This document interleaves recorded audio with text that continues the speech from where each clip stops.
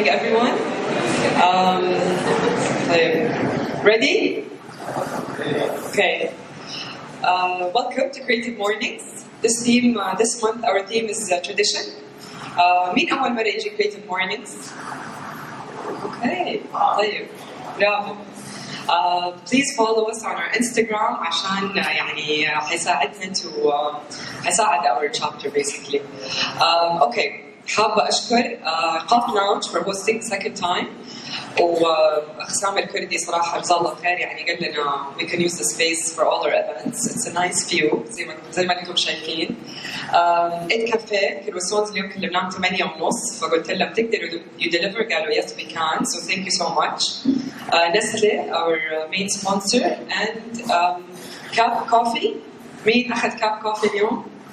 ما شاء الله. Okay, so برضو they're our coffee sponsor and طيب حابة we introduce our speaker أنت وفا حيدر founder of Fantasy Party.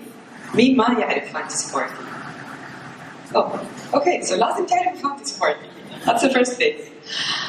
The first time I knew Fantasy Party, I think I was 10 years old. And عمتي قالت لي حنروح ايفنت ورحنا بيت مرة حلو وافتكر انه there were these really amazing games وكذا sections في المكان. So كان في الكور كان في المويه كان في so بعدها كل ما عمتي تقول لي في حفلة افكر ان شاء الله يكونوا فانتسي بارتي هم اللي منظمين. طيب So I'll leave it to Wafa. Big applause.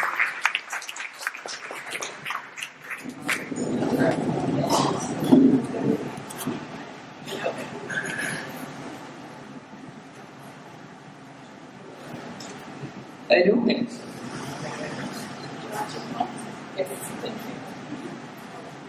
Hello. Welcome and good morning. She just introduced me, but I'd like to add that I am Lebanese by origin. Today I'm both humbled and honored to be your speaker, and I have a little confession to make. This is my second speech, so I'm not really a very good speaker, and I feel like I'm sitting for a final exam.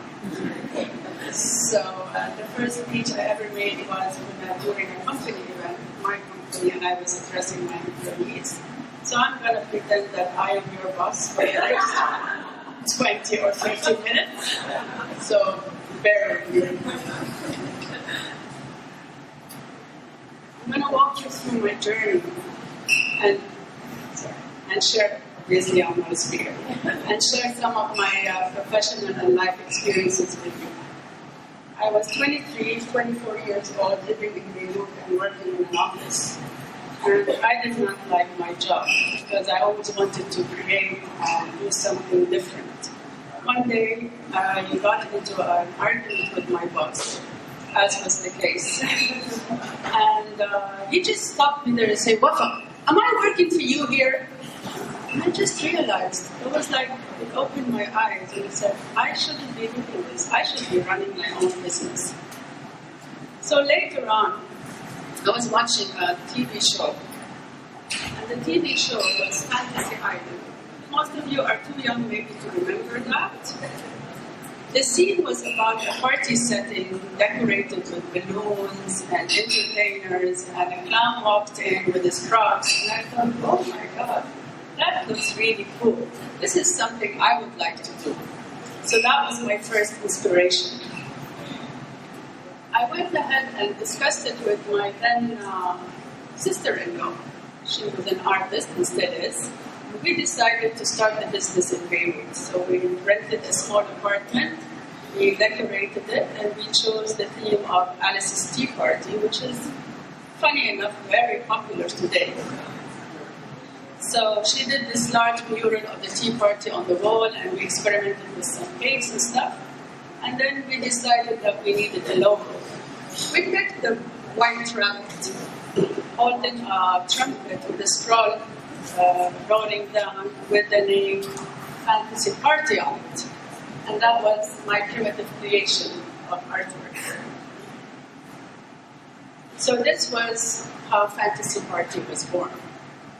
However, in Beirut, it did not mean this never came to life because it was war, and soon after I got engaged and I got married, so I left Beirut and came to Saudi and brought my little baby with me. So in Saudi, I met a friend, and again, excitedly discussed the idea with her like a couple of years after I got here and a year after I got my first child, Fulwa. So we started doing this, we started the business basically. And we had to do everything manually. There were no party stores, nothing that you can find ready. So if I needed a costume, this is my Fulwa in a clown costume that I had sewn. I had sewn out of the leftovers of her bedroom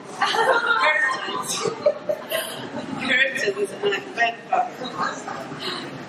Another example is a party banner, the happy birthday banner. We brought a fabric, we cut stickers and put them on that fabric and used it for a banner in our parties. Everything was organically made. And then it was time for our first party. With me and my partner and our humble crew of my driver, her driver, and maybe a couple of, I can't even remember, a couple of hired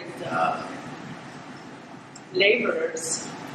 And I would like here to experiment what happened that day 35 years ago. One of the experiences actually with you. I would like you to reach under your chairs. And there's a balloon taped to you reach, I think, to this side, to the right side, this side. Try to find it.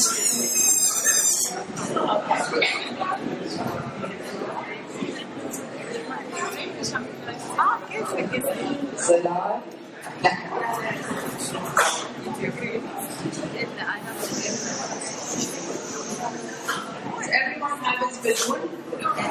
Okay. Take your time, find it, grab it. And I would like you to blow this balloon as fast as you can and tie it.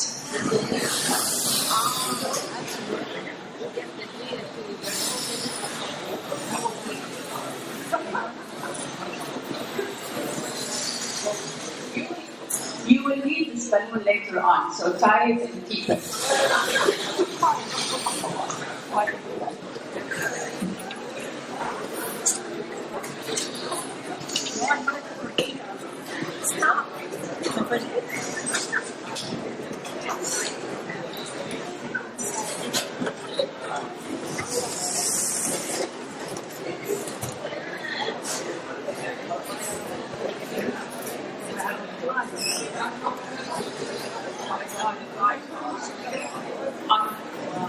On that day, can you imagine? We had to blow 500 balloons manually.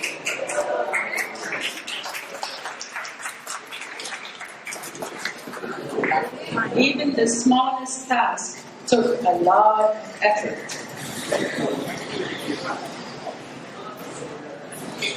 I started a very untraditional business in a very traditional country. Here, religion and tradition are intertwined. And setting up the business in this medium was difficult because at that time, birthday parties to a lot of people was considered haram. So it was quite challenging. Within the same social status, you have different mindsets. Like one of them would be extremely conservative, and the other would be open and modernized. So understanding the customer was key in this business. When I start with the customer, I had to know which mindset did she belong to.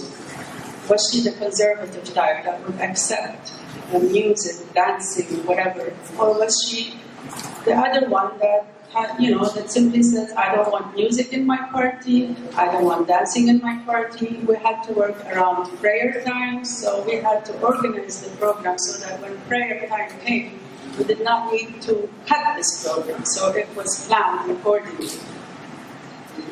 And outside the workforce, the workplace, I also had to deal with this issue socially, because my daughter came once from school and she was in tears. And I asked her what happened. She said, "You know what, Mom, the teacher today told us that we're supposed to celebrate only 2 days a year, Eid al-Fitr and Eid al-Adha. And if we celebrated another one, that's haram and hanruh al-nar." Yeah, so another thing we had to be careful with is whether our customer accepted male entertainers or male performers in the party. So once a customer booked a clown, and we sent her our clown who was a male, and she was outraged, and she told them, "How dare you send me a man?" And we didn't know. So today, one of the first questions we ask the customer is, do you accept male entertainers, or do you strictly want females? But it all ended well. We learned how to deal with it.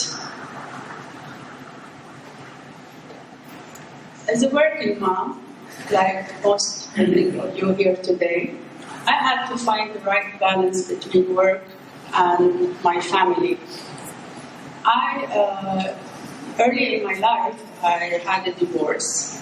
And as a single woman, social life became a burden, and it was a little bit problematic and troubling. So I had to let go of that, and that's why you see that it's crossed out. The hours of my day are long. My work starts usually at 9:30. I go to my office until 2, then come home at 2, have lunch, and go back at 5 and stay there till 9:30. And I'm not home before 10:30. So that was a very, very difficult schedule, and it wasn't fair for the business or for the family. And I had to find a way to incorporate family and business together. So with respect to the kids, I would come home, of course, and have lunch with them every day. And then at times, I will take them to work with me. So that's Lulu in her trip at the store, again, they're in the costume, and Tamara. When I go to party settings, I used to take them with me. Basma, my little one, was not born at that time yet, although she had her share of office visits. And then vacations, I made 2 trips a year to the US, basically for work. The winter trip would be on my own, going to trade shows and buying stuff for the store. And in summer, I made it a point to take the girls with me and make a trip out of it, a vacation, along with work. And sometimes I would take them with me to trade shows. I even had to sneak them in some trade shows when they were very young and, not allowed to, because they were underage basically and not allowed to attend trade shows. And I would put makeup on them and make them look older and stuff like that. So at the end of this hectic schedule of mine, I would usually come home. What I do nowadays is watch TV, play solitaire, and just relax and fall asleep. So they step in, my 3 little ones. "Mom, what is this? You don't go out anymore. You don't mingle with your friends. Get a life." And I was like, I've been there, I've done that. Earlier in my career, even after the long hours, I used to come home and quickly get dressed and put on makeup and go out and party all night. But we've been there, we've done that. I'm not interested in that anymore. It's just simply that. And going out with friends, I'm not interested to sit with big crowds anymore. I'd rather sit one-on-one with an intimate friend. So this is my life. I have a life, and I like my life. Take a moment and examine this cartoon on the screen. It's by a famous cartoonist, Glassbergen. And here, I'll leave you to examine it for a little while.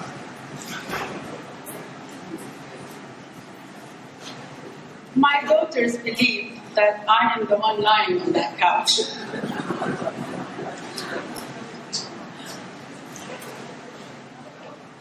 Government progress.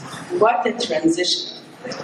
15 years ago, I bought a piece of land and I went to collect the deed of that land. I walked into this office with a government employee sitting there, surrounded with piles of files, really reaching from the floor 1 meter high. Just stacks all around him. And they had no boxes, no labels, nothing. And I asked him for the deed, and funny enough, he started going through these files. And I thought to myself, how on earth is he going to find it? Somehow, through his organized chaos, I guess, he managed to find the deed for me. But I was in shock.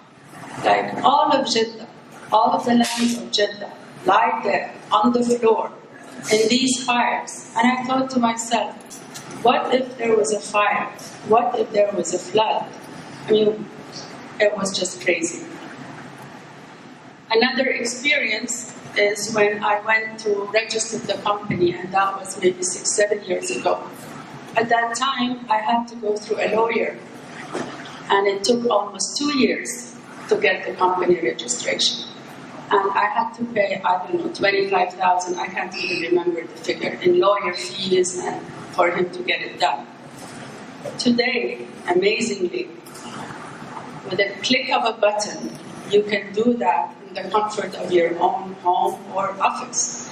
And that's amazing.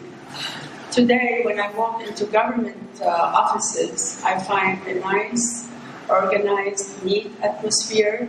The employees are young and professional. If you want any piece of information, they know exactly what to say and how to guide you. That's really very, very impressive. And today, I can even drive myself anywhere. So, way to go, Saudi Arabia.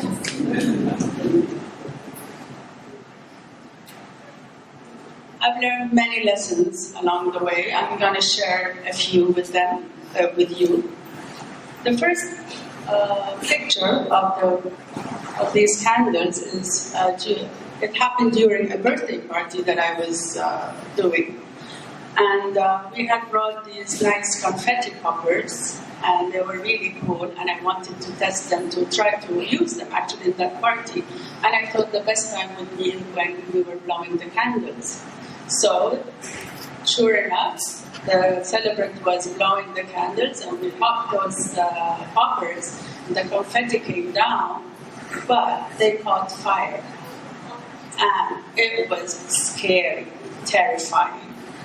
Luckily, it was under control. I was pregnant at that time, and my customer was very attentive to me. I mean, she was like, I was her concern because I was pregnant, and I felt guilty because I was the cause of the fire.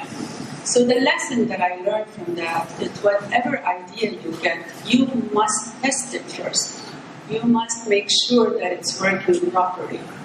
It's not just a nice fantasy of yours. So, second lesson, you see all these money bills flying, is basically you have to protect the interest of your business. And when we first set out, our policy was to get 50% of the value of the party up front and 50% after the party. But that caused a lot of problems because, unfortunately, a lot of our customers did not wish to pay, or they would not answer your calls, whatever it is. So we have to change the rules. And at one point, I had to go to court to file a complaint against one particular customer. And the experience was scary. I went into the courtroom. The minute I stepped in, can feel Sheikh, godly, I suppose. And he looked at me and said, "Inti Muslima? Inti Muslima?" It's like, يا ربي ايش سويت؟ هيا اقبضوا عليها ودوها السجن. Oh my God. And I told him, بس يعني ايش سويت؟ He said, هيا ادخلي هناك، ادخلي صلحي نفسك. So I went into the room and there was no mirror. I didn't know what was wrong, so I was like, going like that and fixing my tarha again, and went back out there. And he said, "ما تعرفي لبس المرأة," something. I can't even remember his exact words. So my driver was with me, Ibrahim. Actually, he stayed with me for 35 years. He just retired. So anyway, I went out with Ibrahim. I rushed out. I wanted to get out of there as soon as possible. And I told Ibrahim, what was wrong? He said, Ammati, your neck, something was showing up, a little part of your neck. So if I had protected, if I had my interest, if I had put rules and procedures to follow and guidelines, I would have spared myself that horrible trip to the judge. So the last little lesson with the question marks. Again, I have a small story to share with you. I was in Los Angeles and I was going to pick up something from a store. So I was driving and I parked. I went into a parking lot and I saw a sign saying $20 or $25 flat rate.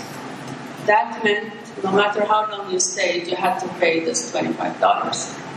So I asked the attendant, I will only be here for 10 minutes. Do I still have to pay $20? She said, why are you parking here? And she said, where do you want to go? I told her. She said, why are you parking here? That same building has a parking lot and they validate and you don't have to pay a penny. And then I thanked her and I said, I didn't know. She said, always ask. So that was a lesson that I learned, and that saved me a lot of time and a lot of money later on in life. It might seem a trivial lesson, but it had a big impact on me. So now, I'd like you to take that balloon, and I'm going to ask the ushers to distribute some toothpicks.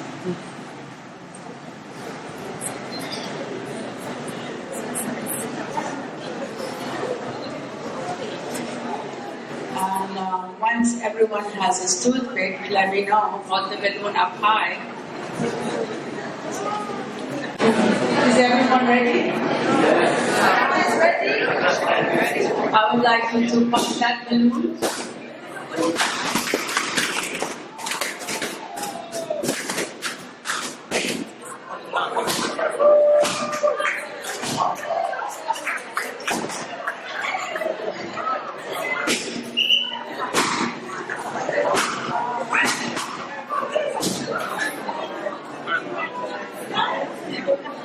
There's a little treat inside that balloon. So, you can use the code on the screen.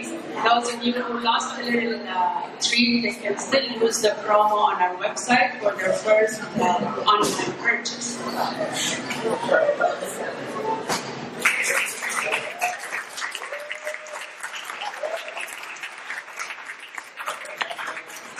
To end this, no matter what plan you set out to execute in life, circumstances change, paths shift. You learn to accept, you learn to adapt. It is what it is, so deal with it. Finally, my thank yous. Thank you all for coming and listening to me today. I would like to thank Creative Mornings for this opportunity, and Rosanna Al-Banawi, what a professional. And I say that when we prepared for this speech today, I didn't meet with her. Everything was done through messages.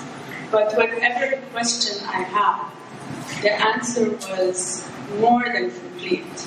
Like so detailed. Rosanna, if you ever want to shift your jobs, you're welcome to hop aboard. I can use you.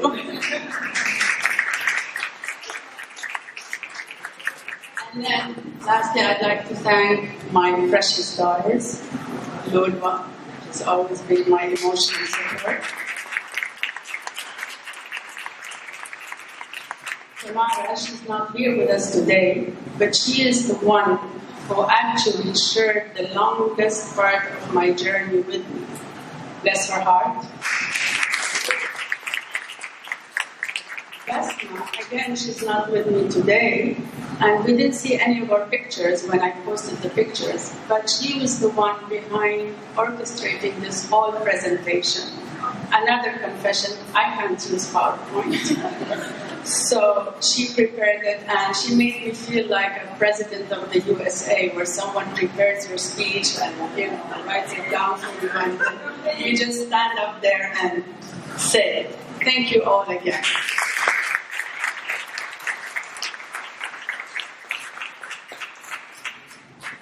Cues and needs. Anyway.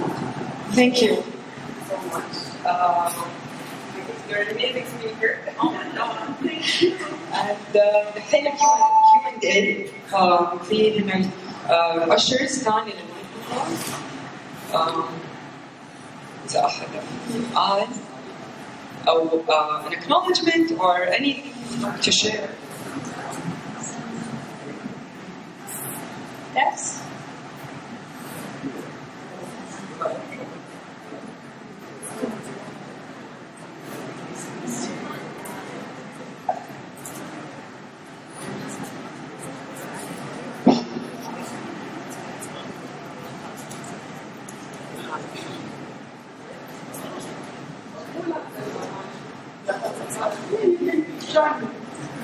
Thank you for the exam. I wanted to ask you, do you have any regrets? And if yes, what are the regrets? But how do you deal with regrets it's done throughout the business? I have one regret in my life, and that is studying economics at university. To me it was such a dry subject, and I've always been someone who's interested in arts and creativity. At that time it was war in Lebanon, and not all the schools were open. And I wanted to be an AUB student. That was done with me. At that time the School of Arts was closed, and the only other School of Arts was in another university. But I opted for AUB, and that I regret. I think it's still working. So, sorry, the next part of your question was? If you had any regrets throughout the business journey, would you look back? How do you deal with No, I I just mentioned, no matter what plans you make, things change. You have to be able to adapt. You have to be able to accept change. And luckily, I'm that kind of a person. I move on.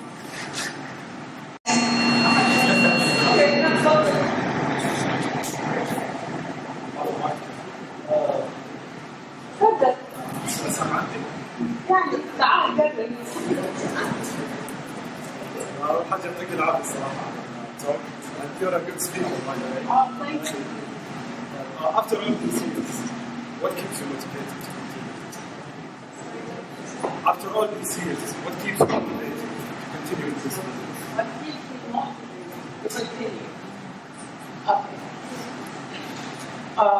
More than one thing, actually. First of all, I need, I raised this company out of nothing.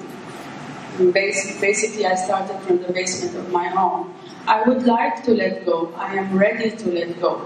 But I can't just dump it. I have to find a safe home for this baby. My other children grew up, and I don't have to worry about them anymore. And that's one of the reasons that keeps me motivated.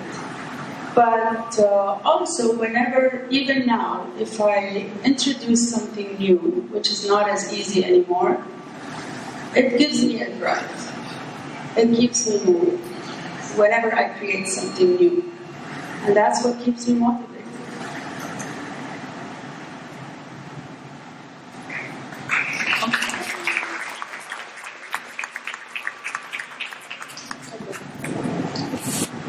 I'm not Wafa since boarding school, elementary school, we went to the same school, same university.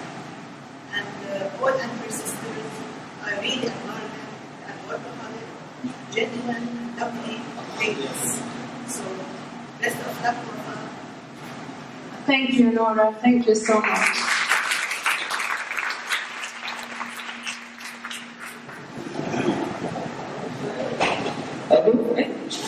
Yes. Please, Arvin. Yep. I'm really curious. First of all, thank you for the lovely talk. I'm sorry, I can't hear you. Can you step in front? It's okay. So I wanted to know what was your biggest challenge. No. Okay, hold on.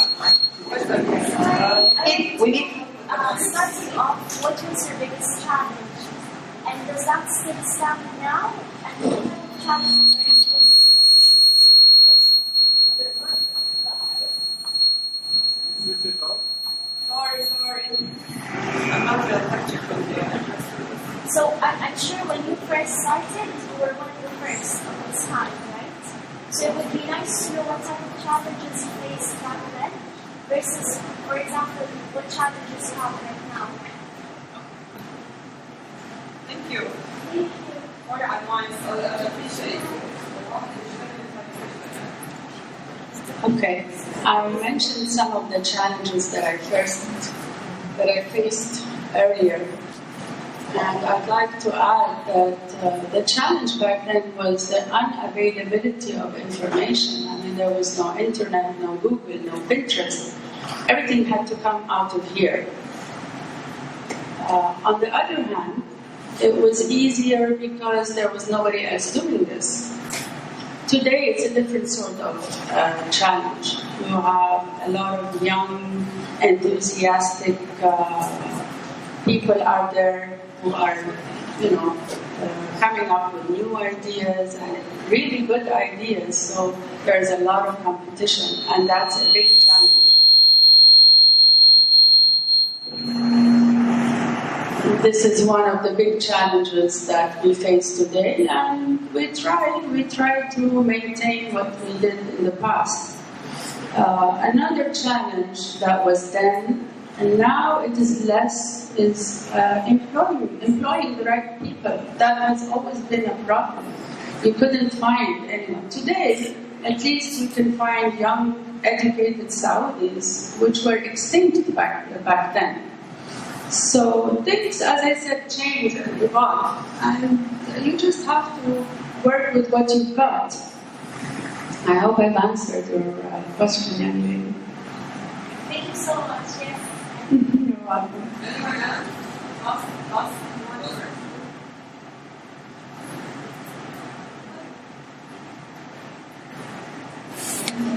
الو احنا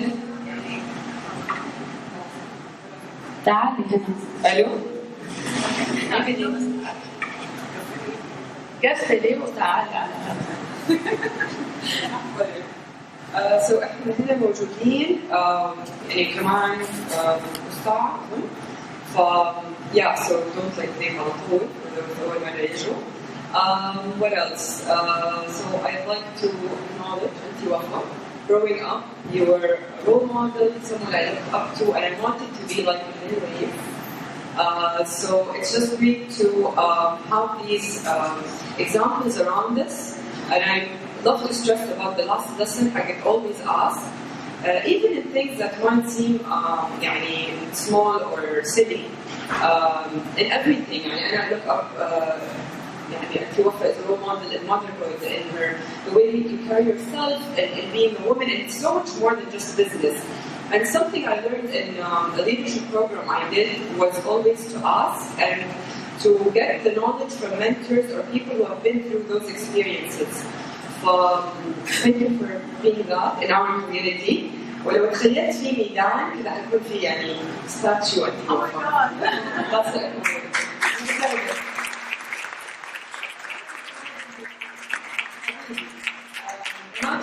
The story that she shared 35 years ago, and people who are usually ahead of their times, they don't get the credit, they don't get the acknowledgements, people get the learnings, and no one wants them or tells them that what you started decades ago now is being adi, it's being applied, it's being, so it's really important to look at those folks in our community and society, at their game, and just a simple thank you and acknowledgement. So thank you. Habibi.